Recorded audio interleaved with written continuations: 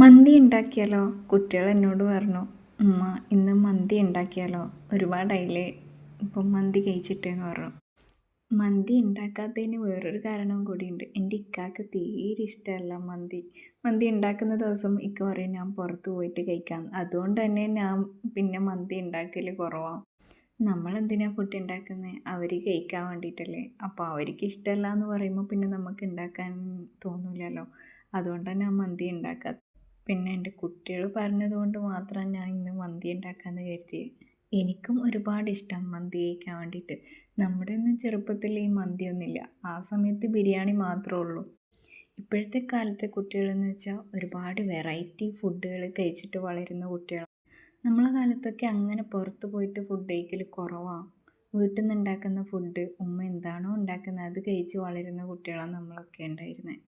ഇപ്പം എൻ്റെ കുട്ടികൾക്ക് തന്നെ ഒരു ദിവസം ഉണ്ടാക്കിയ ഫുഡ് രണ്ടാമതും വീണ്ടും അതേ ഫുഡ് തന്നെ രണ്ടാമത്തെ ദിവസം ഉണ്ടാക്കുമ്പോൾ അവർക്ക് മടുപ്പാണ്. അവർ പറയും, ഓ ഇന്നും ഇത് തന്നെയാണോ എന്ന് ചോദ്യം വരും.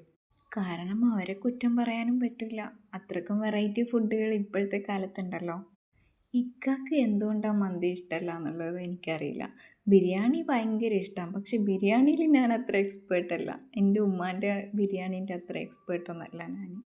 എൻ്റെ ഇക്ക നന്നായിട്ട് ഫുഡൊക്കെ ഉണ്ടാക്കുവേ. പക്ഷേ ഉണ്ടാക്കുന്ന സമയത്ത് ഞാനും കൂടെ കിച്ചണിലോട്ട് ഇറങ്ങണം. അല്ലെങ്കിൽ എൻ്റെ കിച്ചൺ ആകെ മോശമായിട്ടിരിക്കും. ഇക്ക ഉണ്ടാക്കുന്ന ഫുഡിന് ഭയങ്കര ടേസ്റ്റുമാണ്.